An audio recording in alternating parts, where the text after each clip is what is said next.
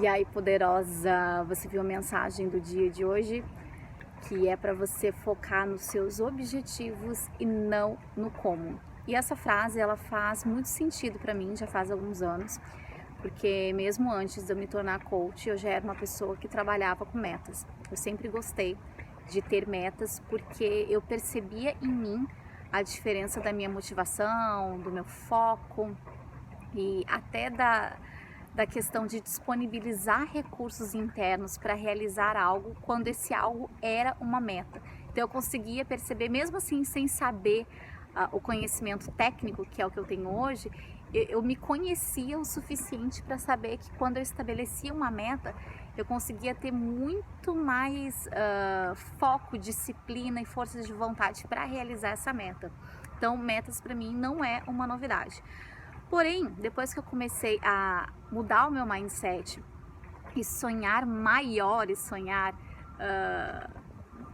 infinitamente maior, tava passando um filme agora na minha cabeça enquanto eu tô falando, porque as minhas metas eram coisas simples, como por exemplo, sair para jantar, comprar um Big Mac, pagar o Xerox na faculdade, porque eu fiz minha faculdade com bolsa, inclusive.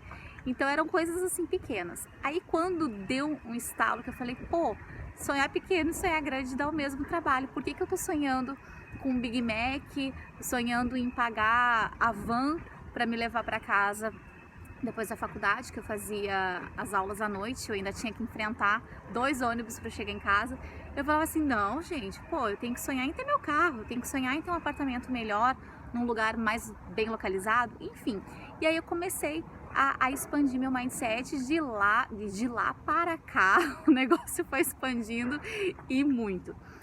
Mas aí eu percebia nitidamente que quando eu olhava para a meta, por exemplo, morar fora, fazer o intercâmbio, né? Igual eu fiz no ano passado no Canadá. Sempre foi um sonho que eu tive.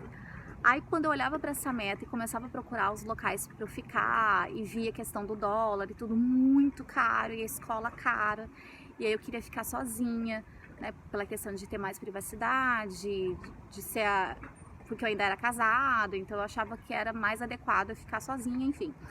Então, aí eu comecei a procurar os lugares, tudo muito caro, e eu olhava para aquilo e falava assim, meu Deus, eu não vou conseguir, vai ficar muito fora do meu orçamento, e aquilo me dava uma angústia e me dava uma frustração, e eu meio que dava uma paralisada, sabe? Como eu gosto de brincar, colava as placas.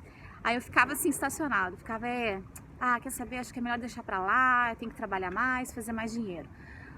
Porém, quando eu comecei a focar muito mais no que eu queria e não o que fazer para chegar lá e não no como, porque isso aí é até eu peco um pouco na questão da mentalidade de coach, né? Porque a mentalidade de coach envolve um planejamento. Então, quando você tem uma meta para que ela não seja só apenas um sonho, a gente precisa criar uma estratégia para chegar até lá. Só que às vezes nessa questão de criar a estratégia, eu ficava muito focada nessa criação e eu acabava me frustrando e via que no momento presente eu não tinha condições de fazer aquilo. Aí eu falava, nossa, vou ter que deixar pra lá, vou ter que adiar daqui mais 2 anos, 3 anos. E às vezes eu acabava me enrolando. Eu tô falando dessa meta de novo do intercâmbio, porque me ocorreu agora que fazia anos que eu queria fazer, anos. E eu sempre empurrava pro ano seguinte. Por quê? Porque eu achava que não era o momento, que eu não tinha grana suficiente, que eu tinha que usar o dinheiro para alguma outra coisa e que eu deveria trabalhar bem mais. Então, aí é isso.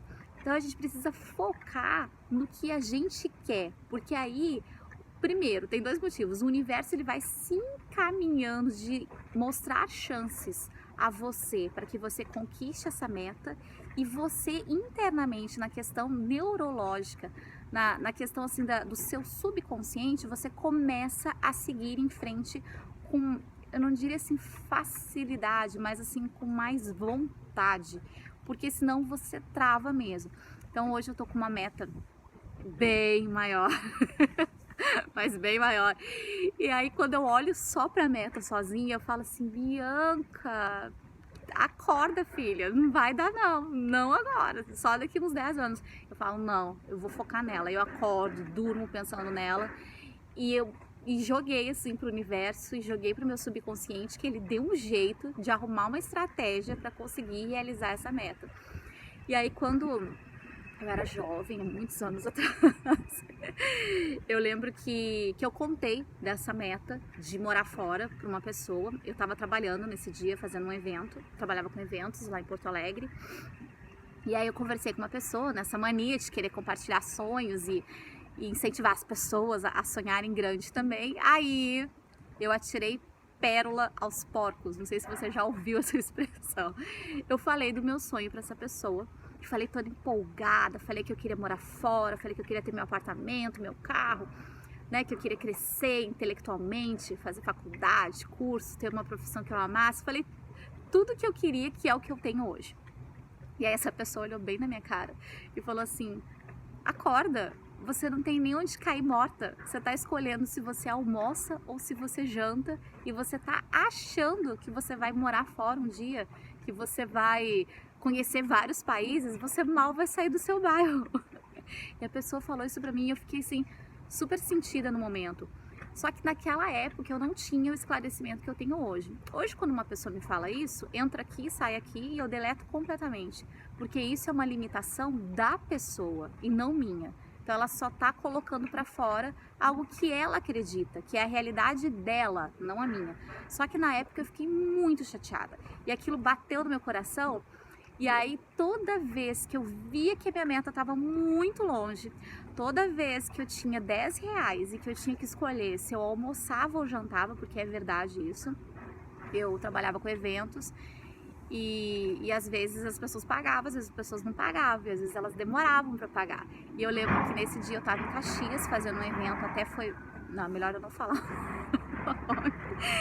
E aí eu não tinha dinheiro e eu não fui paga na data combinada, eles pediram para pagar depois. E aí eu tinha 10 reais, 10 reais na minha conta do Banco do Brasil.